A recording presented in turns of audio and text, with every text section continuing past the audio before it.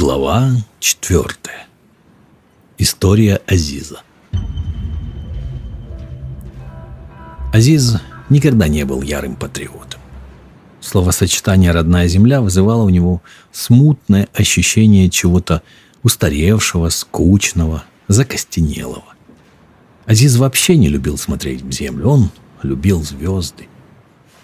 Родившись в небольшом высокогорном кишлаке, к северу от Кабула, Азиз уже в детстве приучился спать днем, а ночами пропадал где-то на перевалах, любуясь россыпями света над головой. Эта страсть приучила Азиза к внимательности, вдумчивости и терпению. Его способности скоро были замечены, и последние годы он доучивался уже в столице. Шли 30-е.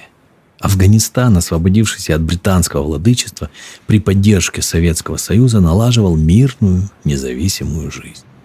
Но Азиз почти не смотрел по сторонам. Его родители видели сына только когда он приезжал домой со складным телескопом и заваливался спать в ожидании ясной ночи. Даже прекрасная однокурсница Шаиста, влюбленная в Азиза, не смогла вернуть его взор на землю. Любовь между Азизом и Шаистой была обречена изначально, и они оба знали это. Азиз хотел уехать в Европу, преподавать в крупном институте или работать в обсерватории. А Шаиста не могла оставить семью. Они идеально подходили друг к другу, но понимали, что откажись один от своей жизни ради другого, и он до старости будет чувствовать себя в клетке. «Такие люди, как ты, нужны здесь, в Афганистане», — говорили Азизу. «Неправда», — раздраженно отмахивался он. «Здесь нужны учителя начальных школ, нужны строители, рабочие, фермеры, но не ученые». «Неужели ты бросишь родных?» — спрашивали его. «Я стану высококлассным специалистом и буду отправлять им больше денег, чем оба моих брата вместе взяты». Он был непреклонен в своем решении. Для афганца было не просто добиться права работать в престижной обсерватории, но своей энергией, настойчивостью и терпением Азиз достиг своего. Прощание с Шаистой было тяжелым. Они знали, что этот день наступит, но каждый из них всегда втайне надеялся, что рано или поздно сможет переубедить другого. «Я буду приезжать», — сказал Азиз, но Шаиста только покачала головой. «Не надо», — прошептала она, и эти слова дались ей с такой болью, словно были бритвенными лезвиями. Азиз хотел сказать, что он всегда будет любить ее, но не смог. Шли годы. Афганистан сумел избежать участия во Второй мировой войне, успешно возрождая промышленность. Для Азиза тяжелые времена сменялись удачными годами. Он был вынужден бежать от войны в Америку, много ездил по миру, но за десятилетия ни разу не нарушил своего обещания. В какую бы ситуацию он ни попадал, ежемесячно отправлял родным деньги. Он так и не женился, с головой углубившись в работу. Сколько ни искал, он не смог найти девушки, похожей на Шаисту. В Европу Азиз вернулся уже в конце 70-х уважаемым, опытным членом Академии наук. Казалось, что мир стареет вместе с ним, постепенно успокаиваясь от потрясений и войн. Из тихой Франции противостояние сверхдержав казалось ворчанием беззубых стариков. Но только не для Афганистана. Несчастная маленькая страна была выбрана полем боя, и теперь ничто не могло остановить катастрофу. Азиз безуспешно писал Шаисте и родным, пытаясь любым способом вывести их из страны. Он предлагал им купить квартиру в пригороде Парижа или в Италии, Испании. Называл красивейшие города, но родные не соглашались, а от любимой не пришло ответа. И можно было лишь догадываться, сколько боли принесли ей эти письма. И тогда Азиз решил поехать сам. Это было безумием. Ему, немолодому уже человеку, углубляться в раздираемую гражданской войной страну. Но он преодолел все преграды. Где-то шел пешком, где-то ехал на попутках. Встреча с Шаистой была болезненной. Им показалось, что время, остановившееся на 40 лет, вдруг задвигалось вновь. Казалось, будто они снова стоят в аэропорту, но теперь стена между ними была почти материальной. Казалось, сам воздух не пускал их друг к другу, будто они были жителями разных миров. «Тебе не стоило приезжать», — сказала Шаиста. «Я должен был». Азиз не мог смотреть ей в глаза. «Я должен убедить тебя. Я должен убедить родных. Возвращайся обратно». Она протянула руку, прикоснулась к Азизу и чуть оттолкнула его от себя. «Ради Всевышнего, просто уезжай». «Нет». Она знала, что должна ему сказать, но не могла. Голос не слушался ее, слова застревали в горле. На месте родного селения, где вырос Азиз, остались одни воронки от взрывов. Советская авиация. Выживших не было. «Уезжай», — сказала она, — «и никогда не возвращайся. Ты ничего уже не сможешь сделать». Азиз поднял горсть земли с того места, где раньше стоял его дом. Впервые в жизни он вглядывался в землю. И тогда Шаиста впервые увидела в нем нечто новое. Перед ней стоял уже не ученый, не астроном, не европеец. У этого человека был взгляд афганца. «Смогу», — сказал он.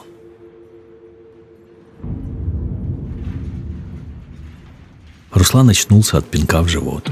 Застонал и тут же рывком был поднят на ноги. Он едва соображал, что происходит. Жутко болел простреленный на вылет бок. Сыпал густой снег, завывал ветер, и какие-то люди с автоматами кричали со всех сторон на неизвестном языке. «Дадиев!» — закричал кто-то над ухом, и Руслан услышал голос Лёши. «Держись! Если ты сейчас свалишься, они тебя пристрелят!»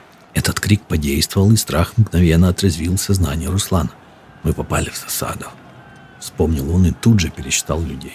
6 его солдат-водопроводчиков, заложив руки за голову, шли куда-то под конвоем афганцев. Леша, единственный выживший из прикрытия, держал его и кричал, что нужно следовать за ними. Облокотившись на товарища, Руслан пошел. Афганцы следовали по пятам, и когда им казалось, что Руслан идет слишком медленно, били его прикладами. Только благодаря поддержке друга Руслан смог дойти до места. Руслан не помнил, как они добрались до какой-то пещеры. 6 водопроводчиков, Леша и он. Там он увидел странного человека, не похожего на афганских боевиков, старика с острым профилем, в маленьких очках, за которыми поблескивали черные глаза. Старик начал спорить с боевиками, сбиваясь с пушту на английский. Казалось, нельзя было придумать ничего более неестественного в этой грязной пещере, чем легкий французский акцент старика. Афганцы называли его Азизом. «Он говорит, что нужны только 5 из нас», — сказал Денис, один из подчиненных Руслана, немного знавший язык пушту. Руслан понял, что сейчас наилучшее время, чтобы вмешаться. Никто не знал английского лучше него. «Послушайте», — сказал он Азизу, — «ради Всевышнего дайте уйти хотя бы 3.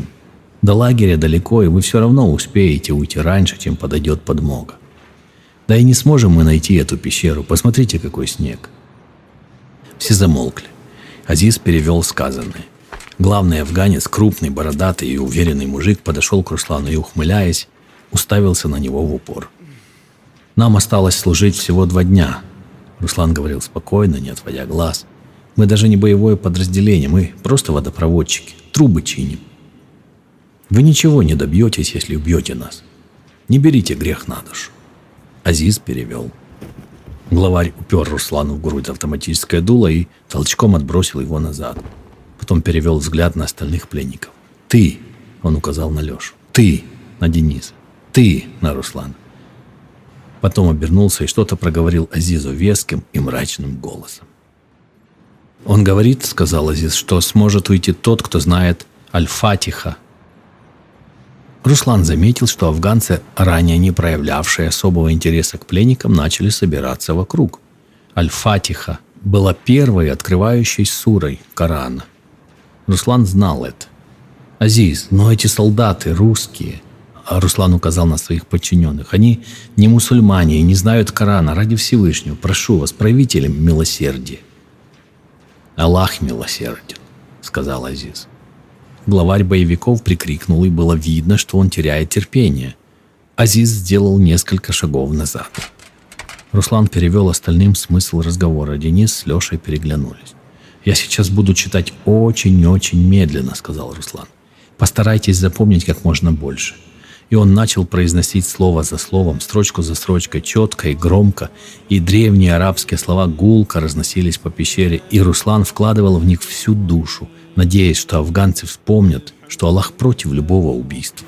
а тем более такого, которое можно избежать. Казалось, прошла целая вечность после того, как Руслан замолк. Он вдруг почувствовал, что его слова тронули афганцев, в них зародилось сомнение. Но было ли этого достаточно? Главарь указал на Дениса. «Ты», — сказал он, — «давай». Тот поднялся, и взгляд его был прикован к Руслану в поисках помощи, какой-то подсказки. «Послушайте», — Руслан попытался вмешаться, но один из боевиков ударил его прикладом и закричал, чтобы он заткнулся. «Давай», — повторил главарь. Денис задрожал. Он увидел, как один из афганцев с ножом заходит к нему за спину. «Басмилляхи», — он попытался произнести слова, услышанные ранее от Руслана. «Рахмани Касим Кас». В следующее мгновение боевик перерезал Денису горло. С жутким свистом из раны вырвался последний вздох, и тело рухнуло на землю. Теперь все смотрели на Лешу, а он не мог оторвать взгляд от того, кто минуту назад был его боевым товарищем. Аккуратно вытирая с ножа кровь, афганец зашел ему за спину. «Подождите!» Леша попытался вскочить, но его тут же схватили за плечи. Главарь кивнул. «Дайте мне прочесть еще раз!» — выкрикнул Руслан. Его снова ударили. «Позвольте мне прочесть еще раз! Прошу вас!» — закричал Руслан, прикрывая от удара в голову. Азиз что-то сказал боевикам, и Руслана перестали бить. Видимо, им понравилось, как Руслан читал суру в прошлый раз. «Хорошо», — сказал главарь. Руслан не знал, зачем он выпросил для друга эти дополнительные несколько минут жизни. Он судорожно пытался придумать какой-то способ, как уговорить этих людей изменить свое решение, но в голову не приходило ничего путного. И тогда он снова принялся читать. Но если в первый раз он пытался достучаться до душ афганцев, то теперь он уже не верил, что они откажутся от испытания с чтением Корана. Теперь Руслан направил молитву Аллаху. В каждое слово он вкладывал все немногие силы, что остались у него, всю свою веру, потому что теперь не было больше надежды ни на кого другого.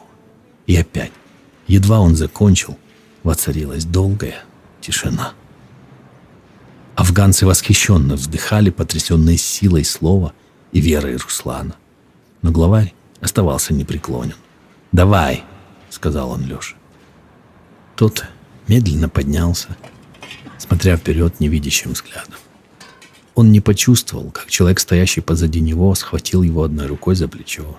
Он просто вдыхал воздух, будто пил амброзию, и каждый глоток казался ему самым благодатным даром небес. Руслан смотрел на эту картину и боялся что-то произнести, понимая, что любой звук, любой шорох сейчас станет спусковым крючком, который в мгновение оборвет жизнь паренька. «Бисмилляхи, Рахмани, Рахим», — вдруг сказал Леша глухим голосом. Это была первая строчка суры, означающая «во имя единого Аллаха, всемилостивого и милосердного». «Молодец», — подумал Руслан. «Ну, еще хотя бы немного, давай». «Альхамдулилляхи, Раббиль Алямин», — сказал Леша. «Хвала единому Аллаху, Господу миров». Афганцы переглянулись, а Леша все говорил и говорил. «Ар-Рахмани Рахим, Малики Яумидин, Ияка Набуду, Ва Ияка Настаин, Ихдина Сираталь, Мустаким, Сиратал, Лязиина, Наамта, Алайхим, Гайрил, Магдуби, Алайхим, Ва Ладолин». Во имя Аллаха милостивого, милосердного, хвала Аллаху, Господу миров, милостивому, милосердному, властелину дня воздаяния. Тебе одному мы поклоняемся, и Тебя одного молим о помощи. Веди нас прямым путем, путем тех, кого Ты облагодетельствовал, не тех, на кого пал гнев, и не заблудших. Часом позже, крепко держась друг за друга, Руслан с Лешей брели через снежную бурю, пока Руслан не остановился, свалившись почти без сил за скальным отрогом. Они просидели несколько минут молча, и только сейчас Лешу прорвал. «Я сам не знаю, как у меня получилось», — сказал он. «Я даже первой строчки-то не запомнил. Сейчас наставь на меня снова автомат, и я первое слово не повторю. Как там было? Басмил... Не знаю, что на меня нашло». Руслан сначала хотел что-то сказать, но понял, что это не лучшее время, чтобы возвращаться к старым спорам. «Я возвращаюсь», — сказал он. «Что? Я ранен, ты со мной не дойдешь». «Дойду, конечно, не будь идиотом. Даже если дойдешь, кто-то должен рассказать нашим как можно быстрее, чтобы пришла подмога. Не теряй времени. От тебя зависит, сможем ли мы все выжить. Никуда я без тебя не пойду». «Пойдешь. Там мои люди, мои солдаты». «Руслан, послушай себя. Ты хочешь вернуться к этим? На что ты надеешься? Сколько можно испытывать судьбу?» «Ты теряешь время». Руслан поднялся и оттолкнул Лешу от себя. «Иди». Он вдруг почему-то вспомнил давнее предостережение Якута Семенова и подумал: «Ну уже нет, здесь я не умру». Тем временем Азиз задумчиво стоял в пещере перед остальными 5 пленниками. «У меня были родители, 2 братьев и сестра», — сказал он глухим голосом, поправляя очки. «Они жили в маленькой деревне и за всю жизнь не причинили никому зла. Вы возомнили себя превыше Создателя и убили моих родных только за тем, чтобы все остальные поверили в вашу силу. Но вам не испугать нас.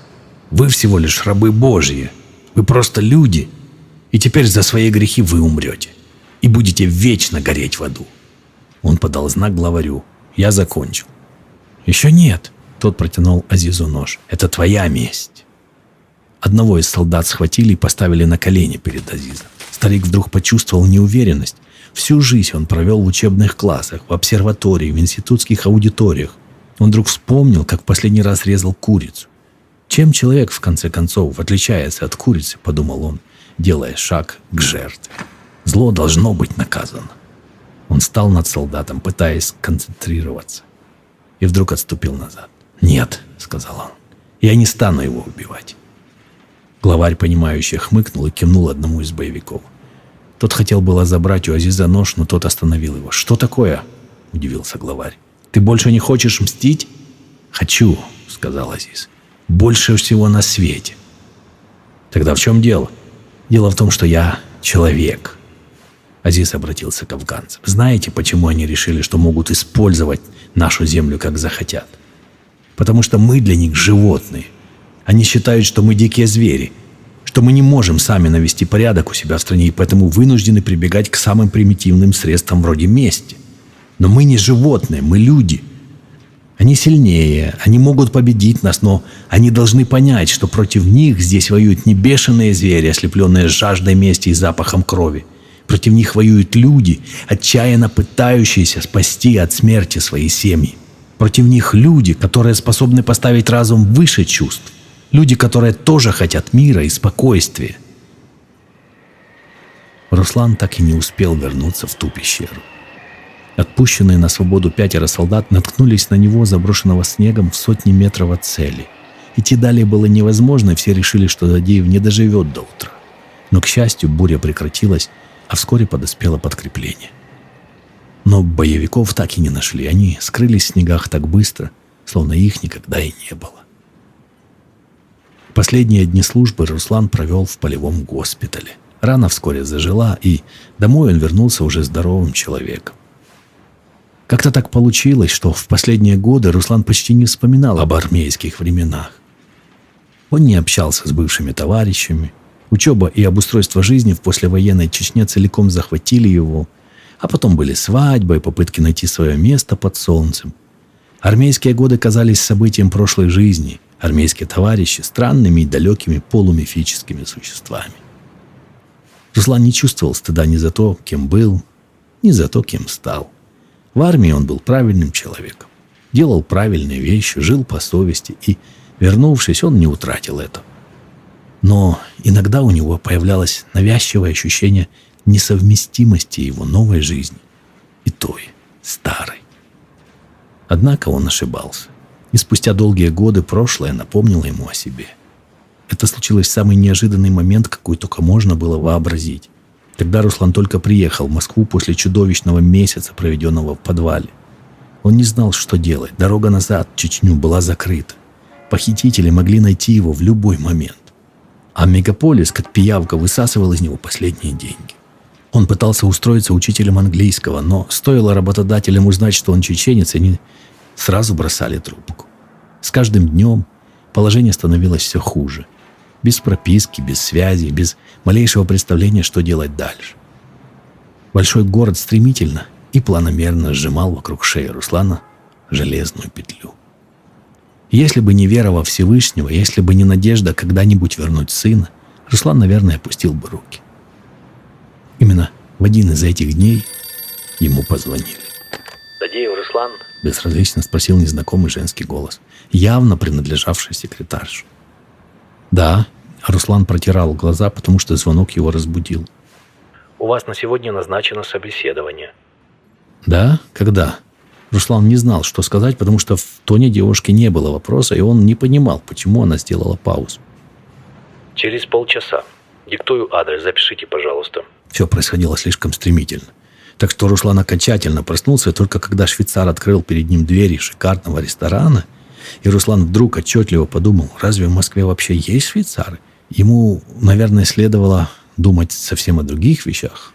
О том, например, что он понятия не имеет, о каком собеседовании идет речь, в какую компанию, на какую должность. Портье оставил Руслана у пустого столика, возле которого, напряженно вжавшись в угол диванчика, сидел какой-то человек и разговаривал по телефону. Позади него, за прозрачной стеной, непрерывным потоком двигался центральный проспект. А человек требовал от невидимого собеседника в чем-то разобраться, и весьма срочно. Упакованный в итальянский костюм, он нервно двигал рукой, поблескивая золотыми часами, жевал зубочистку, разгрызал одну, потом хватал другую. На мгновение они встретились глазами. Затем человек снова углубился в разговор, и Руслан подумал, что перед ним сидит само воплощение московского бизнесмена, совмещающего напор, агрессию, цепкость и ясность. Руслан опустился на стул. Тут разговор наконец-то завершился. Телефон полетел на стол, а куски зубочистки в пепельницу. «Руслан, ты что в Москве делаешь? Что у тебя случилось?» Вдруг спросил человек, быстро и внимательно всматриваясь ему в лицо. «Я работу ищу, и...» Руслан толком не понимал, что происходит. «Найдем мы тебе работу». Собеседник был стремителен. Он уже набирал на телефоне какой-то СМС. «Я Абрамов, помнишь? Мы в армии познакомились. Давай, вспоминай». Абрамов... Руслан не помнил. Прошло почти 20 лет. «Понятно. Ты в Москве надолго?» «Наверное». «Ага, с сыном, так?» Повисла тишина. Руслан боролся с острым колючим комком, застрявшим в его горле. «Нет». Почти вырвал из себя это слово, и оно прозвучало скорее как хрип. «Понятно». Абрамов внимательно смотрел на Руслана. На столе откуда-то появилась бутылка армянского коньяка с искрящейся золотыми крупинками жидкостью внутри. Руслана слегка затошнило. Абрамов встал. «Извини, у меня срочная встреча. Можешь заказать себе что-нибудь, я угощаю. Работа тебе будет, знаю. У тебя нет жилья, мы найдем. Вот, позвони по этому телефону». Он передал визитку. «Давай позже тогда поговорим». Абрамов уже уходил, когда ошарашенный Руслан почти кинулся следом. Он хотел поблагодарить, но тут отмахнулся. «Послушай, я вижу, что у тебя тяжелые времена, а мне здесь срочно нужен надежный человек, поэтому не принимай близко к сердцу. Сейчас я не могу разговаривать, все расписано. Заходи завтра в офис, там пересечемся». Руслан и моргнуть не успел, как остался один. В оглушающей тишине несся поток машин. В стакане, как в новогоднем шарике, кружились золотые снежинки. А посредине стола, будто заменяя собой меню, лежала магическая визитка. Чтобы вспомнить все, что связывало их с Абрамовым, не понадобилось много времени, и тем удивительной была трансформация этого человека. 15 лет в нефтяном бизнесе ничего не оставили от того забитого солдата, которого Руслан когда-то вытянул из петли. Могло показаться чудом, как Абрамов нашел сослуживца. И если так, то у этого чуда было имя – Нина. Та самая секретарша с безразличным голосом. Кропотливая и внимательная к малейшим деталям, именно она выудила откуда-то резюме Руслана и обратила внимание на совпадение в номере военной части. Это могло бы оказаться неважным, но она, как никто другой, знала, как отчаянно ее боссу нужен выход на старых знакомых и друзей. Абрамов ежедневно вращал в руках огромные суммы, легко способные обеспечить любого простого смертного до конца жизни. И не самой плохой жизни. И если это и была одна из тех историй, где спасенный выручает своего спасителя, то это еще нужно было разобраться, кто кого больше спасал. Абрамов совершенно потерял веру в людей еще в 90-е, когда конкурентов с партнерами убивали одного за другим, когда каждого, кто не воровал, считали неудачником, упускающим свой шанс в жизни. И теперь он разрывался, не зная, на кого опереться, кому можно доверить весь рой мелочей, окружающий руководителя крупной компании. Руслана поначалу устроили переводчиком с непритязательным жалованием. Было понятно, что к нему присматривается, и он делал вид, что не замечает этого. Он со старанием углубился в изучение специфики отрасли. Возможно, таким образом он пытался как-то отвлечься от всего, что произошло в недавнем прошлом, а может и нет, он и сам толком не знал. Его отношение к работе почувствовали все, и вскоре к нему прониклись уважением даже уборщицы. А от Абрамова начали поступать все более ответственные задания. Смелый, ответственный, немногословный, спортивный и быстро ориентирующийся в ситуации. Он стал идеальным помощником. Неизвестно, сколько бы еще продолжалась такая жизнь, но один вечер все изменил. «Руслан!» – гаркнул Абрамов, распахивая дверь пинком, и ввалился в уже полупустой офис. «Да, Сергей Викторович». Руслан встал. «Какой я тебе, Сергей Викторович?» Абрамов вперился в Руслана, будто видел его первый раз. Он был пьян, и Руслану вдруг захотелось его ударить. Не сильно, но чувствительно, без злобы. Просто чтобы привести его в чувство и спасти от стыда. Однако он сдержался и даже не уклонился, когда Абрамов грубо схватил его за плечо. «Вас отвезти домой?» Руслан улыбнулся, пытаясь сгладить ситуацию. «Давай, поехали, я покажу». Абрамов развернулся, и Руслан последовал за ним. Они подъехали снова к тому же шикарному ресторану, в котором Руслан когда-то проходил собеседование. Это заведение с броским названием «Везувий» принадлежало Абрамову. Номинальным владельцем значилась едва достигшая совершеннолетия дочь одного из его бизнес-партнеров. Просто потому что, надо ведь девочку чем-то занять. В выходной вечер Везувий был забит до отказа, однако свободный столик для Абрамова там был всегда. И опять на столе появилась бутылка того армянского коньяка с золотыми крупинками. «Пей», — сказал Абрамов.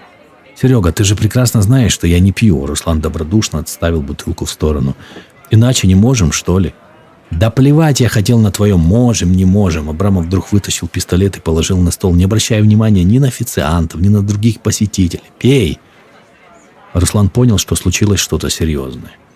Он уже достаточно хорошо знал Абрамова, чтобы осознавать, что у того нет склонности к пьяным выходкам. Тогда Абрамов, все так же держа руку на пистолете, не сводя глаз с Руслана, выпил сам. Потом сказал: «Помнишь, как мы здесь сидели? Ты только потерял сына тогда, а я...» «Что?» — сказал я. «Я сказал, что у меня вся неделя расписана. Ты мне жизнь спас, а я даже не нашел времени сказать тебе спасибо. Кто я после этого? Кто?» Руслан промолчал. Он понял, что Абрамов хочет выговориться, и не мешал ему. И Абрамов начал свой рассказ.